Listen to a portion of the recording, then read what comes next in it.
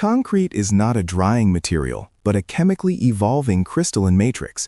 The moment water touches cement, a series of exothermic reactions begin that determine the structural integrity of a building for centuries.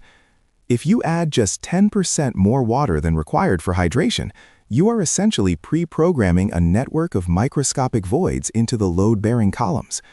This analysis covers the precise physics of the water-to-cement ratio, focusing on how molecular structures like calcium silicate hydrate fibers bridge the gaps between aggregate particles. We examine why the theoretical minimum for full hydration sits around 0.22, yet practical workability often forces compromises that engineers must mitigate through chemical admixtures. Understanding these nanoscale interactions is the difference between a foundation that lasts decades and one that survives for a millennium. Every drop of excess water expands the distance between cement grains, weakening the eventual lattice. The fundamental law governing concrete strength was formulated by Abrams in 1918, stating that the strength of a concrete mix is inversely proportional to the ratio of water to cement. Mathematically, as the volume of water increases relative to the cement mass, the ultimate compressive strength drops exponentially. This occurs because cement particles require a specific stoichiometric amount of water to convert into a solid binder. Any water beyond this requirement occupies space that eventually becomes empty pores as the concrete hardens. These pores act as stress concentrators within the matrix. In high-performance bridge decks, engineers often target a ratio below 0.4, while standard residential slabs might utilize 0.5. Reducing this ratio by even 0.05 can increase compressive strength by over 10 megapascals, significantly enhancing the durability and resistance to chloride penetration in harsh environments. When cement clinker meets water, tricalcium silicate reacts immediately to release calcium ions and hydroxide ions into the solution. This induction period is a brief window of workability before the concentration reaches a critical supersaturation point. Once this threshold is crossed, calcium silicate hydrate begins to precipitate as extremely fine needle-like crystals. These crystals grow outward from the cement grains, eventually interlocking with neighbors to create a rigid three-dimensional network. This process, known as hydration, is what transforms a fluid paste into a structural solid. It is an exothermic reaction, meaning it releases heat, which must be managed in mass concrete pores to prevent thermal cracking.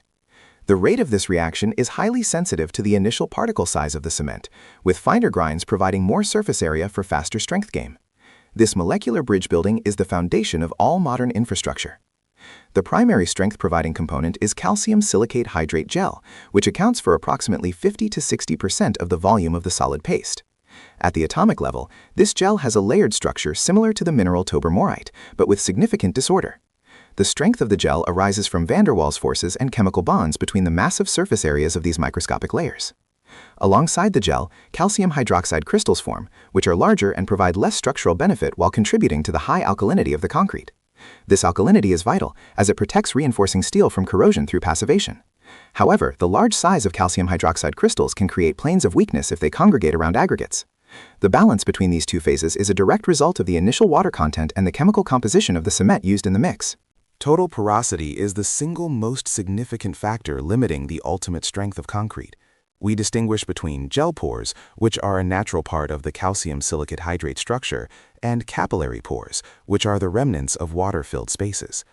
Gel pores are so small that water within them does not behave like a bulk liquid and does not contribute to freeze-thaw damage. Capillary pores, however, range from 10 nanometers to several micrometers in size. They form a continuous network if the water-to-cement ratio exceeds 0.42 and the concrete is not sufficiently cured. This network allows aggressive ions like sulfates and chlorides to migrate into the structure, leading to internal degradation.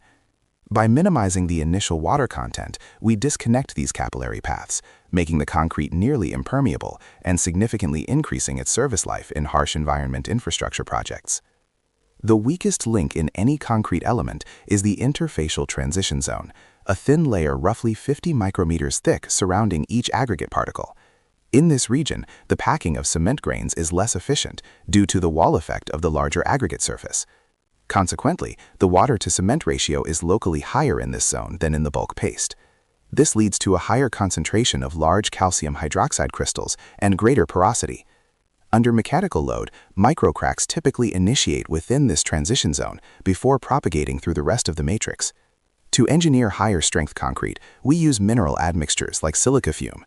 These ultra-fine particles fill the gaps in the transition zone and react with calcium hydroxide to produce additional calcium silicate hydrate, effectively densifying the interface and ensuring the aggregate and paste work as a cohesive composite unit. Achieving a low water-to-cement ratio without sacrificing the ability to pour and consolidate concrete requires the use of superplasticizers, specifically polycarboxylate ethers. These long-chain polymers adsorb onto the surface of cement particles and create electrostatic and steric repulsion. This prevents the particles from clumping together, which releases trapped water to act as a lubricant for the mix. This technology allows for the creation of self-consolidating concrete that flows like a liquid but hardens into an extremely dense solid with a water-to-cement ratio as low as 0.25. Without these chemical dispersants, such a dry mix would be impossible to place in heavily reinforced columns or complex formwork. This advancement has enabled the construction of ultra-high performance concrete with compressive strengths exceeding 150 megapascals, allowing for slimmer and more efficient structural designs. Curing is the process of maintaining satisfactory moisture content and temperature in concrete during its early stages to allow hydration to continue. If the internal relative humidity drops below 80%, the chemical reactions essentially stop and strength development ceases. This is particularly dangerous in high-strength mixes, where the low water content makes the concrete susceptible to self-desiccation. In these cases, the hydration process consumes water faster than it can be replenished from the surface, leading to internal tensile stresses and autogenous shrinkage cracks. Modern engineering solutions include internal curing using saturated lightweight aggregates or superabsorbent polymers. These act as internal reservoirs, releasing water slowly as the cement hydrates, ensuring that the crystalline structure continues to grow and fill the remaining pore space over several weeks or months. Proper moisture management is the final step in securing the design strength. The physics of hydration is deeply influenced by the ambient and internal temperature of the concrete. High temperatures accelerate the initial reaction rate, leading to rapid early strength gain, but often result in a lower ultimate strength. This occurs because the rapid precipitation of hydration products creates a dense, non-uniform layer around cement grains, which then hinders the diffusion of water to the unreacted cores. Conversely, concrete cured at lower temperatures develops a more uniform and high-quality pore structure, leading to superior long-term durability. In massive structures like dam foundations or large bridge piers, the heat of hydration can create significant temperature gradients between the core and the surface. If this difference exceeds 20 degrees Celsius, the resulting thermal expansion can cause cracks that compromise the entire structural integrity of the element. Thermal control is as vital as the water ratio. Concrete is a material that continues to evolve long after the initial set. While standard specifications focus on the 28-day compressive strength, the hydration of dicalcium silicate continues for years, contributing to slow but steady strength increases. This maturation process is dependent on the continued presence of moisture and the availability of unreacted cement kernels. In very low water-to-cement ratio mixes, a significant portion of the cement remains unreacted, acting as an incredibly hard microaggregate within the paste. The final structure is a complex composite of crystalline phases, amorphous gels, and residual unhydrated particles. Understanding this progression allows engineers to design structures that not only meet initial load requirements, but actually become more robust over their service lives as the molecular architecture reaches its peak density and the final voids are filled with solid matter.